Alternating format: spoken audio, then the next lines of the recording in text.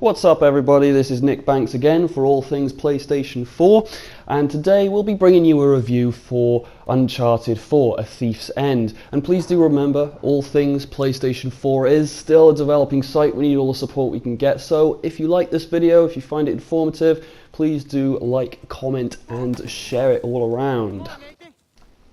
After Naughty Dog's last game, The Last of Us, I think it goes without saying that they've blatantly taken a leaf out of what they learned in making that game. When it comes to the quality of storytelling, everything has been ramped up for Uncharted 4 from the script writing, which is witty, banterous, and intense at different points, and of course the voice acting has always been brilliant, and Uncharted 4 is no exception to the rule, with Nolan North and Troy Baker making up the two brothers of the story, Nathan and his now returned Sam.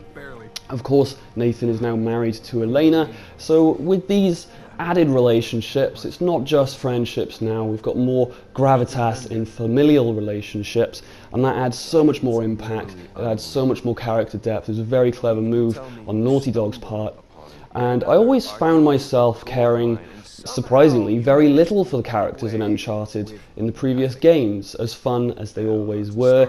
I never really cared for their well-being, although all of a sudden in Uncharted 4 I found myself so much more invested in them. And without dropping any spoilers here, questions about Nathan's past and origins, how he got into the whole life of treasure hunting and adventuring will finally be answered. These will come in the form of two flashbacks, one early on in the game and the next near the end. And while you never really forget about the first flashback during the interim, when you finally get to that second flashback, you know your answers are, well, finally going to be answered. And you'll be wringing your hands going, aha, now this is what I've played 3.5 games to find out. And with the added familial gravitas in the relationships that I mentioned earlier on, somehow, I don't know if this was just for me or if anyone else got it, a sense of dread is maintained from start to finish. That is probably from the added investment, emotional investment that you will have in the characters, constantly fearing for their lives every time it hits the fan. No reason for us to stick around anymore. And the general Didn't even last a month. Next up, let's take a quick look at the gameplay variety in this game. Perhaps variety is maybe foolishly chosen a word on my part. Strictly speaking, there never has been much gameplay variety in Uncharted as a franchise. While things have been mixed up a little bit in this iteration with more emphasis on the stealth element, bringing more realism, when you boil it down, what Uncharted is and always has been is a mixture of action, puzzles, and climbing sequences. So starting off with the action, when you're not running and jumping through gloriously designed set pieces, you'll usually get a heads up on your enemies in the form of a vocal cue or pulling the camera away. And once you've had this heads up, you can mark your enemies and plan your attack. Sometimes you can slip by completely unnoticed. Now, this was a great idea on Naughty Dog's part. I was very thankful for this. I always thought the level of one-man army that Nathan Drake was kind of brought you out of it a little bit. It was a little bit unrealistic, but with this business of thinning the numbers before going loud, snapping necks, sneaking around, climbing to extra sneaky points to get the drop on your enemies, very welcome indeed, as it adds just that little bit of extra realism. Obviously this is nothing new for Uncharted. It has attempted it before, but now these stealth mechanics, they're a lot more polished and they work a lot better. You can tell the development team have put a lot more effort into this aspect of the game this time around. That said, there are still a few scenes that will subject you to a, inverted commas, ridiculous ambush.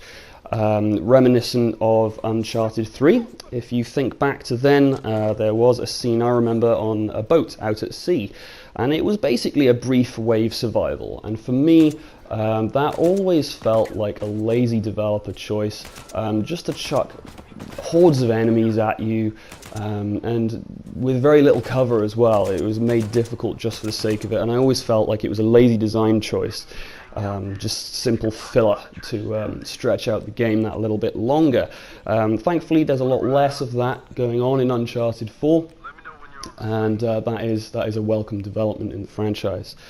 When it comes down to puzzles, there's a lot more emphasis on the puzzles in Uncharted 4, and it brings an added sense of mystery. The puzzles are so intricate and ingeniously designed. When you get to the end of a puzzle, you feel like it hasn't spoon-fed you too much. It's not too difficult, but there's enough of a challenge there for you to have that aha moment when you finally do figure it out. And of course, that wonderfully designed door slides open as you mutter "cool" under your breath.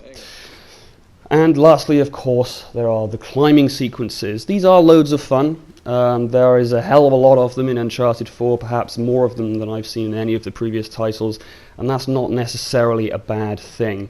While Nathan Drake jumping and climbing around as much as he does would suggest that he has the strength of some epic behemoth, or the strength of Arnold Schwarzenegger to fly around and lift himself up as constantly and regularly as he does. It's still quite fun.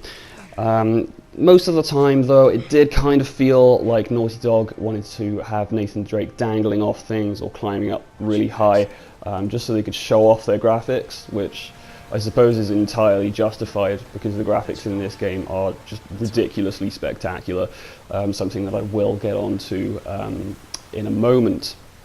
And of course you all know about the grapple hook, and some of you out there may feel like, if you haven't played the game yet, you may feel as if it's some kind of bolted on feature, some forced extra in this fourth title in the franchise to try and keep things fresh. But in actual fact, it doesn't try to keep things fresh. It does keep things fresh.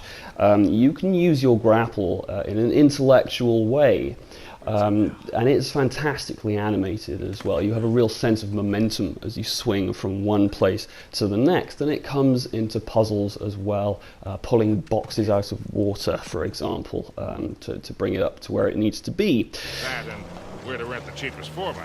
Wait, Sully, you're telling me that you actually did some research? And lastly, of course, let's talk about the graphics. Let's just take a couple of seconds to look at this waterfall.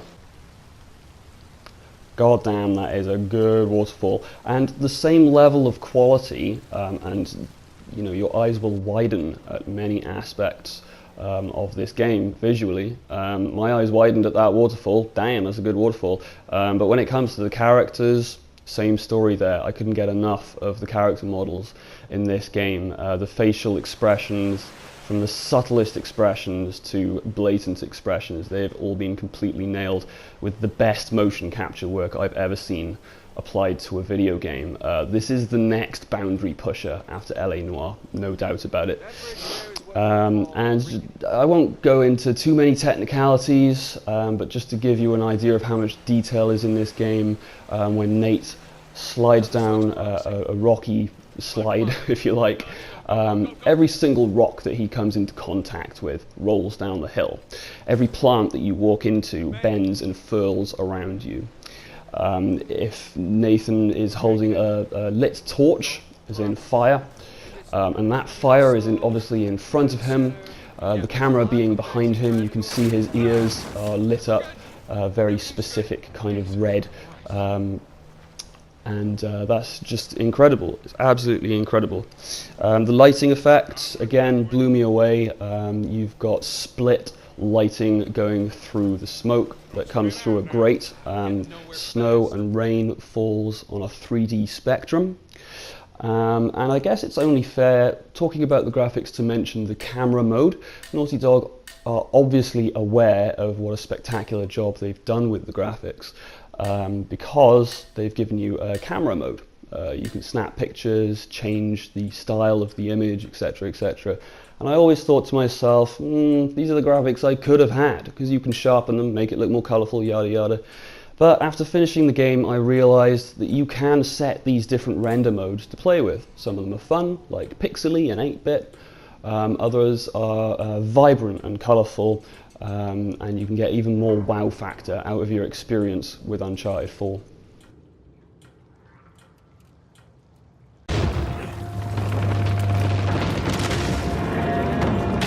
So, in the interest of not prattling on too much, I'm going to wrap things up here. There are all kinds of things in Uncharted 4 and the other games that don't make sense.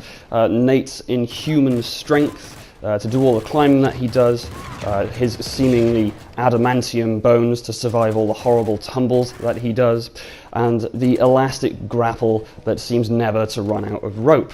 But getting things to make sense has been waylaid by Naughty Dog and replaced by whole design teams spending sleepless nights to make sure that grapple swing had a right sense of momentum to it, to make sure Nate's ears were the right shade of red with a lit backdrop, voice actors ensuring a gripping delivery of lines to serve up an even more gripping story, even if it is a little bit cliche here and there, and a story that has little replay value, save for collecting treasures and having fun all over again, but it was excellent all the same. Like every good thing in life, it must come to an end, right?